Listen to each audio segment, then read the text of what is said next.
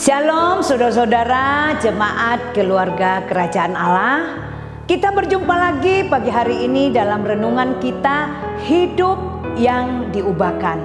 Di dalam Lukas 19 ayat 8 berkata, tetapi Sakeus berdiri dan berkata kepada Tuhan, Tuhan, setengah dari milikku akan kuberikan kepada orang miskin, dan sekiranya ada sesuatu yang kuperas dari seorang akan kukembalikan 4 kali lipat.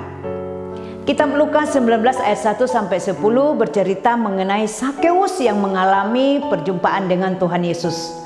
Bermula dari Sakeus yang penasaran dan hanya sekedar ingin melihat Yesus. Namun di luar dugaan justru Tuhan Yesus memanggilnya dan ingin makan di rumahnya.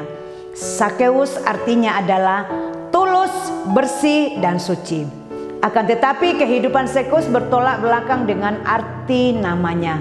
Perilaku dan perkataan Sakeus tidak memperlihatkan ketulusan maupun kesucian. Sakeus suka memeras, serakah, kejam dalam menjalankan tugasnya sebagai seorang kepala pemungut cukai, sehingga orang-orang Yahudi tidak menyukainya. Namun hari itu perjumpaannya dengan Tuhan Yesus di kota Yeriko membawa perubahan besar dalam hidupnya. Sakeus berubah pola pikirnya. Dia melihat Tuhan Yesus sebagai pribadi maupun menerimanya apa adanya. Bahkan mau menumpang makan di rumahnya. Ia merasakan kasih, pengampunan, dan penerimaan dari Tuhan dalam hidupnya. Hal itu menjadi titik awal perubahan di hidupnya.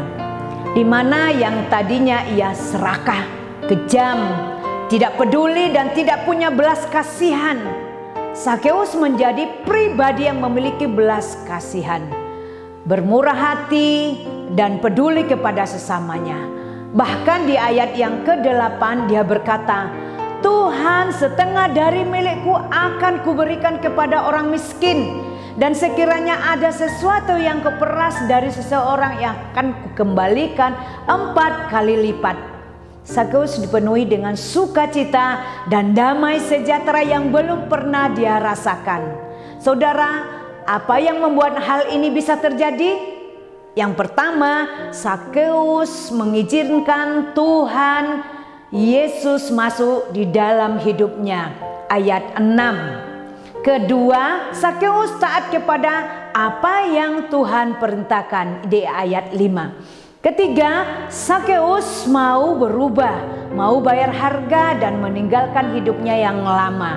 Ayat 8. Oleh karena itu, mari kita bangkit bersama Kristus dengan karakter ilahi. Seperti yang Rasul Paulus katakan dalam Galatia 2 ayat 20a. Namun aku hidup, tetapi bukan lagi aku sendiri yang hidup, melainkan Kristus yang hidup di dalam aku. Amin. Buat renungan pagi hari ini, apabila Bapak Ibu terberkati oleh renungan pagi hari ini, silakan like, komen, dan subscribe. Kemudian bagikan kepada saudara-saudara agar mereka juga diberkati oleh renungan pagi hari ini. Tuhan Yesus memberkati.